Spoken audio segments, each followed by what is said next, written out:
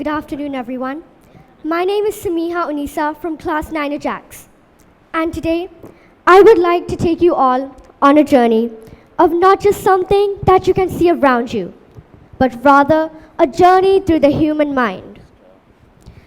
The science, from the eyes of education, the science behind how our brains learn, remember, focus, and stay motivated. It's about understanding the human mind so we can design education in a way that truly works. Today, I would like to talk about 5 major psychological challenges in education and the solutions that can transform how we teach and how we learn. Like this. The first challenge, forgetting. One day, I was sitting in my class listening to a lesson about a topic that I had never explored before. At that time, I found it really interesting. I was engaged in the learning and I found the facts easy to remember. A few hours later, I could still recall most of it. But 2 days later, when my teacher was reviewing the lesson and asked me a few questions, I stood up with a clueless expression on my face. And at that time, I was really confused because just 2 days before, the information was buzzing about in my brain. But then, it had just vanished. Was it because I wasn't smart enough? Or could it be that our minds don't learn the way our classrooms always teach? In the late 1800s, German psychologist Hermann Ebbinghaus conducted experiments on himself to see how quickly information fades. His research produced what is now known as the forgetting curve, a steep downward slope showing that within just 24 hours of learning something new, we can lose up to 70% of it if we don't review it. Imagine pouring water into a leaky bucket. That's our brain when we don't reinforce our learning. And that's exactly what happened with me. But why did it happen? The brain's memory system works like a survival filter. Every day, we're flooded with information. Conversations, notifications, sights, sounds, and much more. If our brain stored all of it permanently at one time, we'd be overwhelmed. So it keeps what it thinks is important and discards the rest. The problem is, our brain doesn't know that today's math lesson will be important for next week's test. The solution lies in something called the spacing effect. Reviewing lessons regularly at timely intervals, a day later, a week later, a month later, and so on. Each review acts like adding a coat of varnish to wood. The information becomes more resistant to fading. I once met a student preparing for a medical college entrance exam who stopped cramming chapters in one sitting. Instead, she broke them into smaller parts, reviewed them regularly, and used flashcards. On exam day, she didn't just remember definitions. She could explain concepts confidently. And that is the power of psychology applied to learning. The second challenge, low motivation. If you ask most students why they study, you'll often hear answers like, to get good grades, to make my parents happy, or to avoid failing. Psychologists call this extrinsic motivation. Motivation driven by external rewards or punishments. While this works for short-term tasks, it often fades when the reward is removed. You might study for a test, but once that test is over, the knowledge loses value in your mind. The stronger and longer lasting force is called intrinsic motivation. Learning because you are curious, passionate, or find personal meaning in the subject. When we are intrinsically motivated, learning becomes a self-sustaining process. The brain even releases a feel-good chemical called dopamine, making the process more enjoyable. Yesterday, in my class, I conducted a survey And I found out that out of the 28 students present, 26 of them were extrinsically motivated, whilst only 2 were intrinsically motivated. So how can we boost intrinsic motivation? First of all, by varying the teaching method. I once saw this in my math class, where my teacher replaced textbook exercises with a project, setting up a school carnival within a set budget. Students had to calculate costs, predict profits, and design marketing strategies. Suddenly, math wasn't just abstract numbers. It was about food stalls, ticket sales, and music bands. Engagement skyrocketed because the learning felt alive.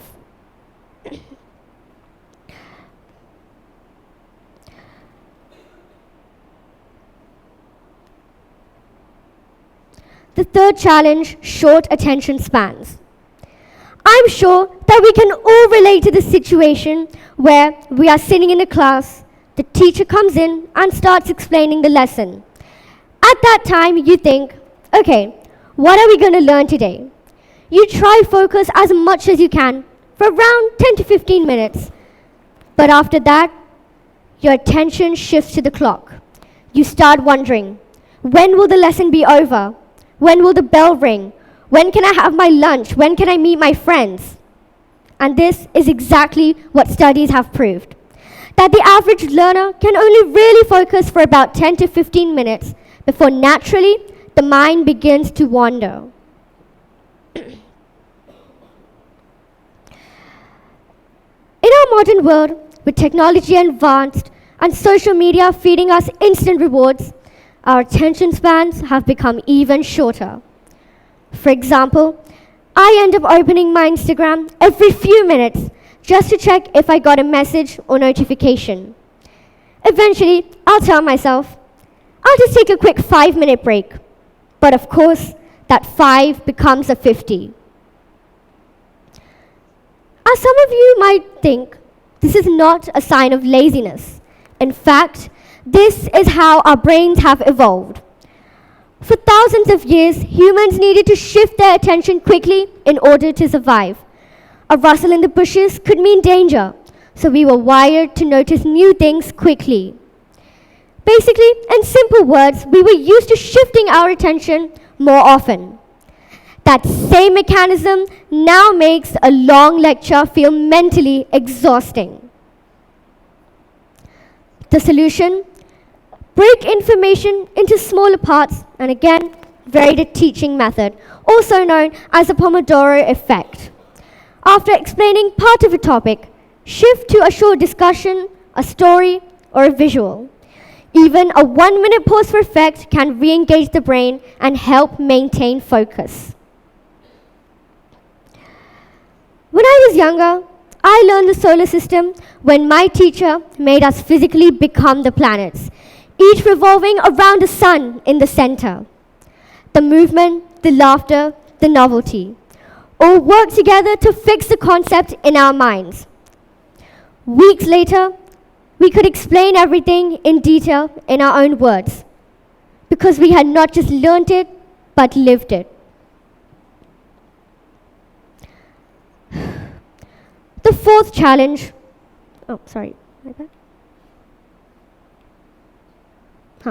The fourth challenge, one-size-fits-all teaching. In 1983, psychologist Howard Gardner introduced the theory of multiple intelligences, the idea that everyone is smart in different ways. Musical, bodily kinesthetic, linguistic, logical, mathematical, interpersonal, intrapersonal, and many more. However, much of today's education only focuses on linguistic and logical mathematical, reading, writing, and numbers. When we fail to recognize different learning styles, we are unintentionally sidelining students whose strength lies elsewhere. Imagine asking a musically gifted student to learn history only through reading, or a physically active student to sit still for hours and listen to long lectures. We're not teaching them in the way that they learn best. The solution is to diversify these different learning styles. Once, when I was learning about ancient Egypt, we were given options for a project. Write an essay, create hieroglyphic art, build up a model of a pyramid, do a short play, and many more. Each path led to the same learning outcome, but everyone engaged in the way that suits them best. Everyone was creative, enjoying, and most importantly, invested. The fifth and final challenge, learning difficulties. Conditions like dyslexia, ADHD, and autism are not indicators of low intelligence. They are just different ways of processing information. However, much of today's education system is only built for the average learner, leaving others behind. Psychology, on the other hand, offers powerful solutions. Examples: for dyslexia, audiobooks, text-to-speech and speech-to-text tools, and colored overlays can help make reading less stressful. For ADHD, breaking tasks into smaller steps, incorporating movement breaks, and using timers can help maintain focus. For autism, visualized schedules, predictable routines, and sensory-friendly spaces can help reduce anxiety. I once had a friend with dyslexia who struggled with traditional writing assessments. But when allowed to record her voice verbally, she demonstrated deep understanding of her learning. Her challenge was never about intelligence.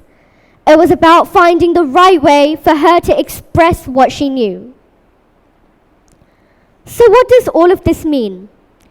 It means that education is not about just delivering information. It's about delivering it in a way the mind can absorb, retain, and enjoy. It means that forgetting is natural, but spaced repetition and remembering can fight it. That motivation thrives when learning is meaningful. That attention can be renewed with variety. That one-size-fits-all teaching fits almost no one. And that learning differences are not deficits. They are different paths to brilliance. Education should not be the act of pouring facts into a bucket. It should be the act of igniting a fire full of curiosity, creativity, and lifelong learning. And that fire shines brightest when we teach and learn, not just with knowledge, but an understanding of the human mind. Thank you.